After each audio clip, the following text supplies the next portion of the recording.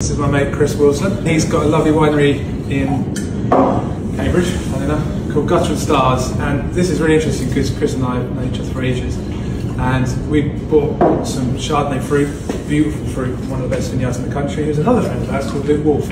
Yeah, amazing Chardonnay vineyard in Kent, and the wines we're tasting are from the exact same pressing of Chardonnay, really gently whole bunch pressed. Chris took some of the juice back to Cambridge. I had some of the juice at Flynn. I fermented mine in new oak barrels, quite a high turbidity ferment, very long fermentation, and Chris did whatever he did back at his place. Pretty much the same, but old barrels, so third, fourth fill. Same fruit, pretty much similar sort of aspirations, but very, very different. So you've got that really nice, sort of almost like bruised apple kind of like, really sort of nice sort of spice coming through.